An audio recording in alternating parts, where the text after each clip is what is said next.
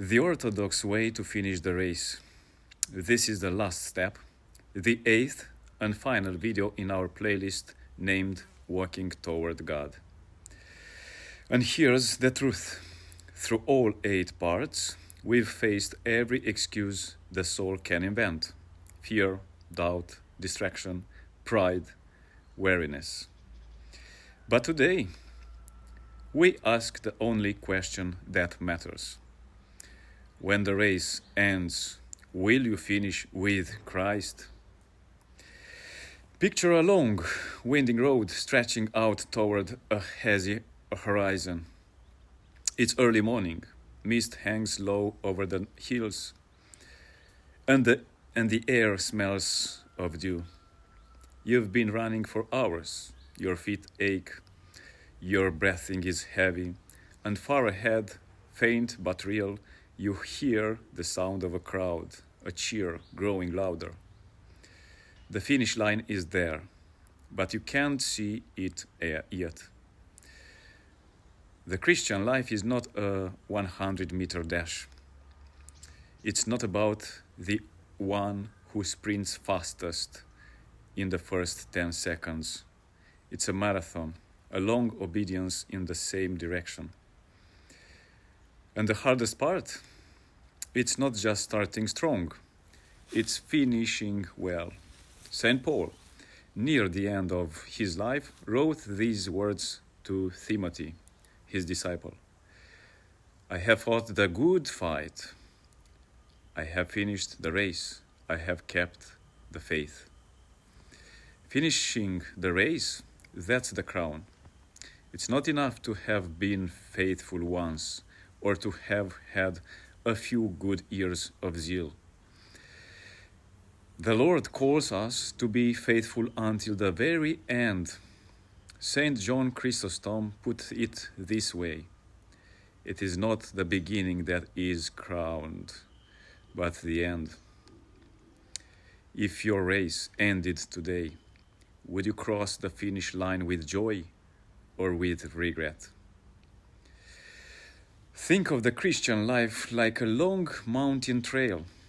Sometimes you walk in sunlight, hearing birds and feeling strong. Sometimes the path winds through dark forests with stones under your feet and fog around your eyes. And sometimes, let's be honest, you just want to stop walking. In Hebrew chapter 12, we hear, let us run with endurance the race that is set before us, looking unto Jesus. Endurance, that's the key. It's not about speed, it's about not quitting.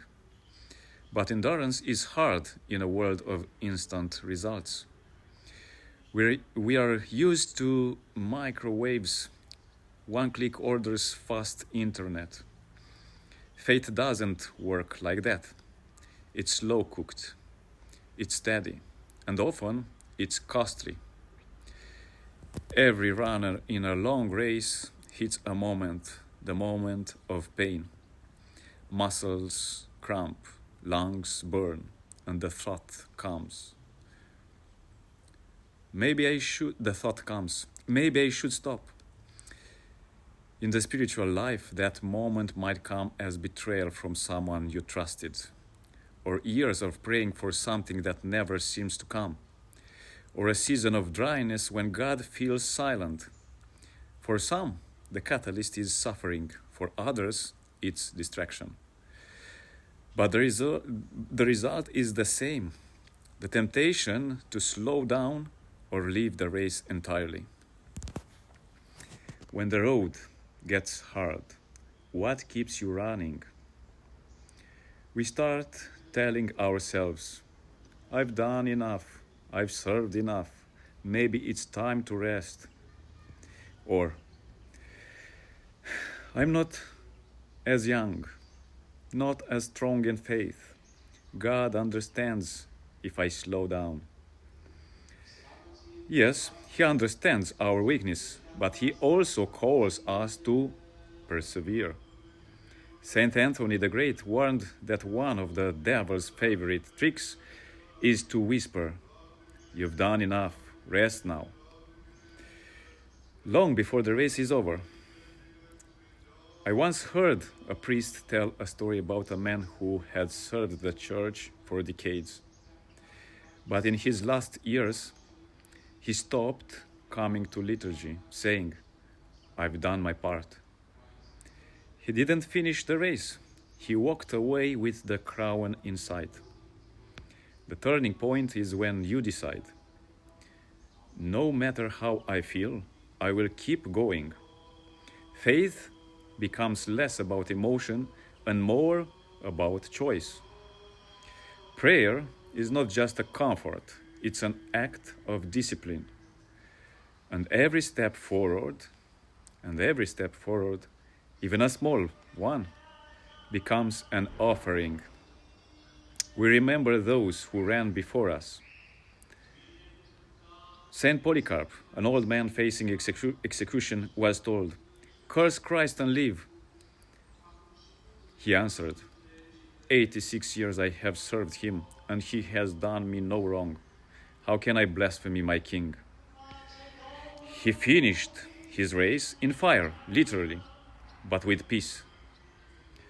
A faithful grandmother who prayed the Jesus prayer daily until the day she died.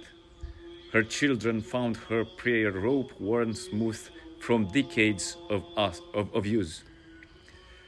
Saint Ignatius Branchaninov said, "The crown is given not for beginning, but for finishing." Now put this question. Whose footsteps are you following toward the finish line?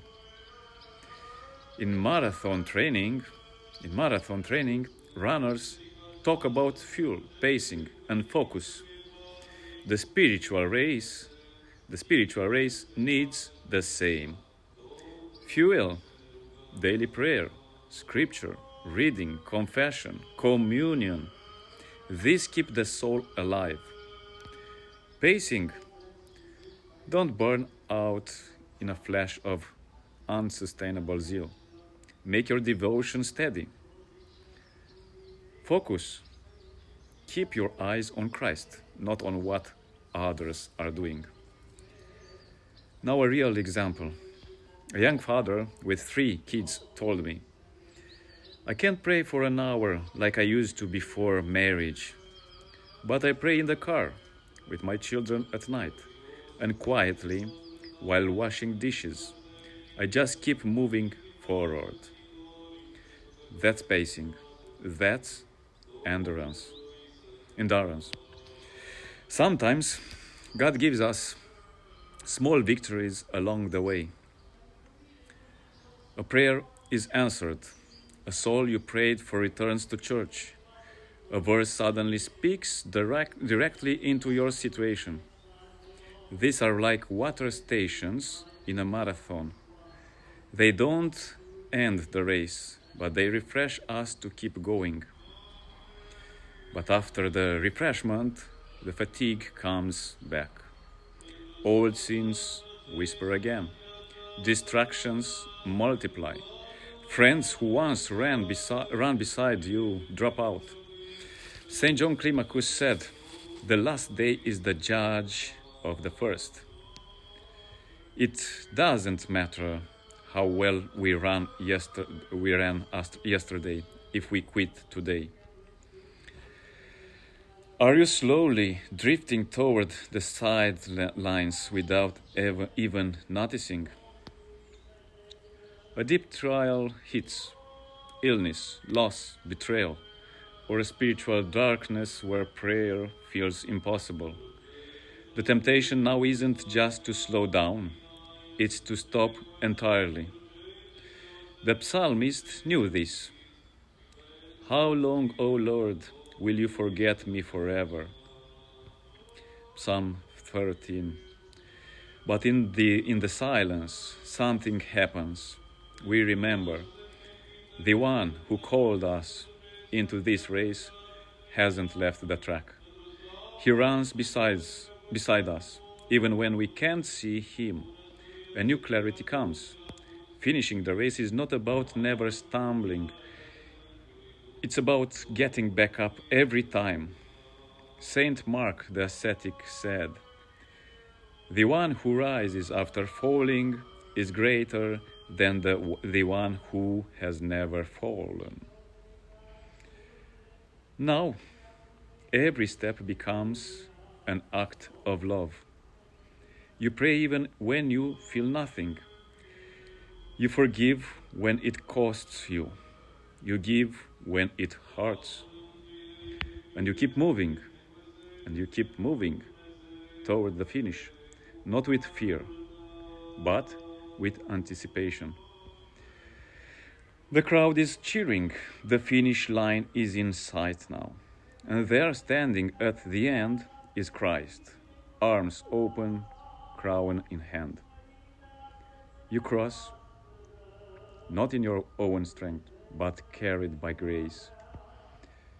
When you hear those words, "Well done, good and faithful servant, enter into the joy of your Lord," that's the race worth running.